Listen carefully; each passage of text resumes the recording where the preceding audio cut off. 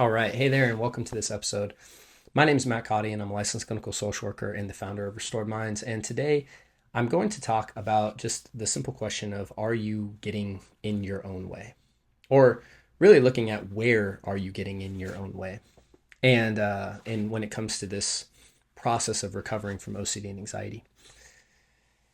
And if you're looking for help real quick on your journey to recovery, please check out the links in the notes or head over to restoredminds.com, as we have several resources to get you started and to really help you, expedite that journey. So with that said, also, if you like the show and you get benefit from this, please help us out by liking, subscribing, and leaving a nice review on iTunes and Spotify.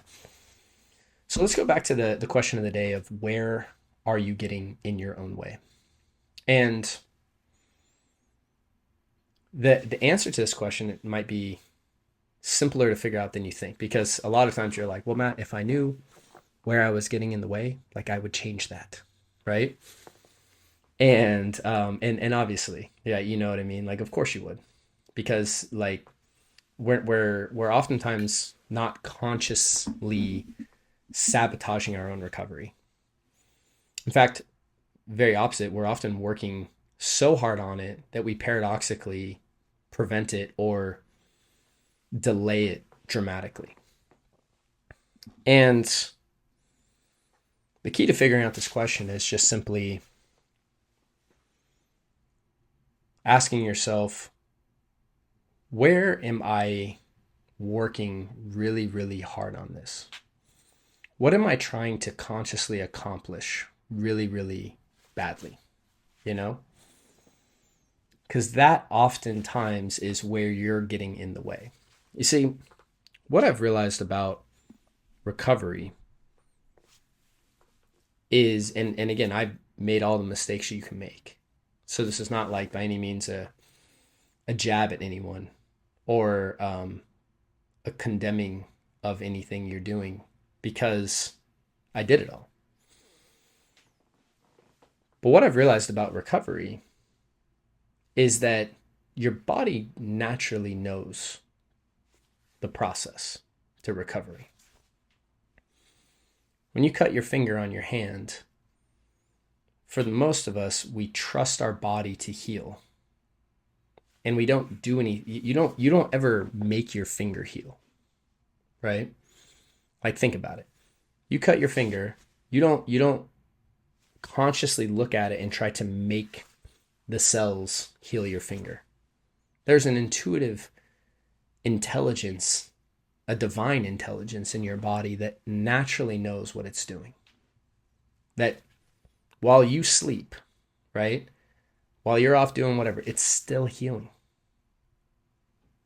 You don't need to do all this stuff to make the healing happen. In fact, the more you pick at your finger, the more you consciously try to make your finger heal, the worse it gets, right? The longer it takes, the more you mess it up. See, I think what happens for most people is that you consciously are trying to make the healing process happen, which is a very intuitive, natural process already. So you think that because you had an intrusive thought you didn't want, you need to step in and do something about that. You think that because you had a feeling that you didn't like, you need to step in and do something about it. Because the fear is, if I don't do anything, that things are going to get worse, right? I need to control, I need to take action. And nothing really, again, like, nothing could be further from the truth. It's your taking action is preventing the natural healing process. When you strip down all the fancy psycho babble language, right? Which I'm very into. Shouldn't say psychobabble, just psychological jargon, right? So, people talk about ERP, people talk even the AAA response, acceptance commitment therapy, neuroplasticity, right? We consciously take in all this information and we're like, okay, I need to apply it. I need to work hard. I need to do. When you break down all of this, the message is real simple at the very core. It's don't do anything. It's stop doing all the stuff you're doing. It's trust your body that it knows how to process this energy. If you can sit and just be aware of it and feel it, that's enough. That's it. Like, that's at the core of the message of ERP, acceptance, commitment, right? Two main frameworks. It's stop trying to control your feelings. Stop trying to control your thoughts. Let your mind do whatever it's doing. Let your body do what it knows how to do. And it naturally takes care of things. There's a divine intelligence that when there's excess energy in the body, it knows how to process it. It knows how to take it and transmute it and release it from your body. Very, very intuitively. You don't do that. The only thing that we're really ever doing is getting you out of your own way. Healing is a very natural process. It's not it's not the more effort you put in, the more you heal. It's in fact the more relaxed you can stay, the more it just naturally takes place. But all the ruminating, all the thinking of, and so what a lot of people do is they'll hear what I say. Okay, thanks, Matt. That's great. I won't do that much. And then they want to add their own stuff on top of it. Okay, yeah, but I still need to ruminate about this. Still need to think about this. Still need to analyze this. Still need to go wash, clean, do X, Y, Z. I need to do this. I need to. Wherever you're seeing that where I need to, right? Oh yeah, but I need to X, Y, Z. That's where you're getting in the way. That's it, right there. Where you think you need to override and do this. That's where you're blocking. That's where you're getting in the way of a natural process. And I'm sure someone's going to message me and email me some kind of exception to this. And your mind's going to come up and say, yeah, Matt, that's great for all the other types of fear. But for mine, this is different, right? Your mind's going to say that. But I'm telling you, in every case I've seen, every case I've ever worked, which is a lot at this point,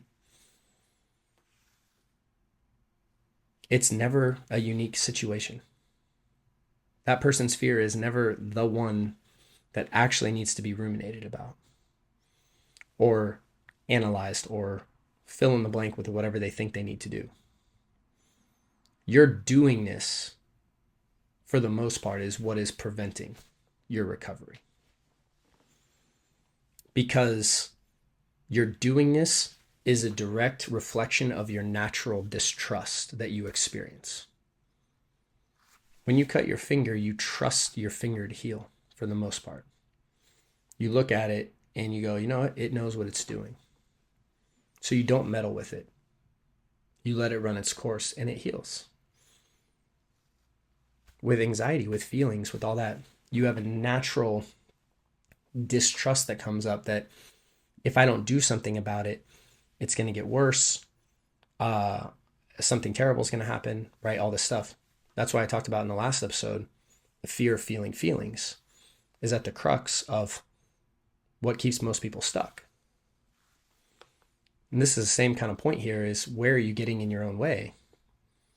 The answer is whenever you're starting to do all the things that you're starting to do, then you're blocking, paradoxically, the natural process of healing from occurring. The natural process of your body letting go of the excess energy. The natural process of your body returning to homeostasis. And paradoxically, keeping yourself stuck in that loop. And again, feeling those feelings of distrust, feeling those feelings of fear, of feeling feelings, all those sub-feelings that we're talking about are really where you need to shift your work. And your work is not even work. as much as it's about just shifting your attention and being able to notice what's really going on underneath all of the things you're doing. Because that's the dissolving, that's the unfolding of it. So, again, just some food for thought today, some questions to consider. It's not any action steps necessarily after this episode, just more things to really think about. So, with that, I hope this episode helps you. I hope it served you. And I wish you a great day, great week, and I look forward to seeing you on the next show. Hey there. So if you enjoyed that video, we've linked up a few more videos that we think you'd find helpful as well. And if you have found this helpful, we'd really appreciate your support by liking and subscribing. And if you're looking for help and guidance, please check out restoredminds.com as we have several options for you to get started. See you guys soon.